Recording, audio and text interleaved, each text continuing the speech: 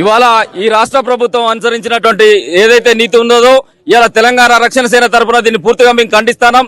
ఈ నేల తెలంగాణ నేల అనేటువంటిది ఎన్నో సాంస్కృతిక ఉద్యమాలను, ఎన్నో చారిత్రక ఉద్యమాలను నిర్మించినటువంటి నేల, ఎన్నో సామాజిక ఉద్యమాలను నిర్మించినటువంటి నేల. తెలంగాణ ఉద్యమంలో కూడా సీమాంధ్ర పోలీసులు కూడా ఈ రకమైనటువంటి వైఖరిని తెలంగాణ ఉద్యమకారుల పైన ఇప్పుడు కూడా చేయలే.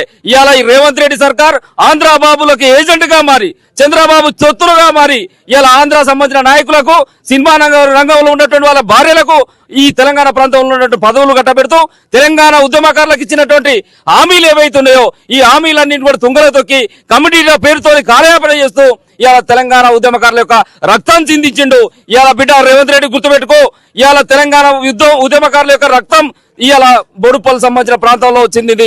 ఈ రక్తమే ఎంతో మంది ఉద్యమకారులను కూడా కదిలించి నీ యొక్క ప్రభుత్వాన్ని మొత్తం కూడా బొందబెట్టేటువంటి పరిస్థితి వస్తుంది. ఈ గడ్డ ఇక్కడ ఉన్నటువంటి ఎంతో మంది ఆడబిడ్డలకు కూడా గాయాలు కావడం జరిగింది. మా సంబంధించిన కార్యకర్తలకు, మాతో పాటు ఉన్నటువంటి ఉద్యమ సంఘాలకు చాలా మంది కూడా ఆ రాళ్లలో గాయాలు కావడం జరిగింది. ఒక ఉత్తమ పార్లమెంటేరియన్ గా, ఒక బెస్ట్ పార్లమెంటేరియన్ గా ఈ ప్రాంతం ఏర్పడిన తర్వాత మొదటి ఎంపీగా, మహిళా ఎంపీగా ఉండి విభజన హామీల పట్ల కొట్లాడినటువంటి మా యొక్క నాయకురాల్ని ఈ రోజు మీరు అరెస్ట్ చేసినటువంటి విధానం ఏదైతుందో ఆ విధానాన్ని పూర్తిగా మేము ఖండిస్తున్నాం. ఒక బెస్ట్ పార్లమెంటరీగా ఉన్నటువంటి ఒక మహిళను, ఒక పార్టీకి చీఫ్ గా ఉన్నటువంటి మహిళను, ఆ మహిళ పట్ల మీరు ప్రవర్తించినటువంటి తీరును కూడా ఇవాళ తెలంగాణ రక్షణ సేన ఖండిస్తోంది.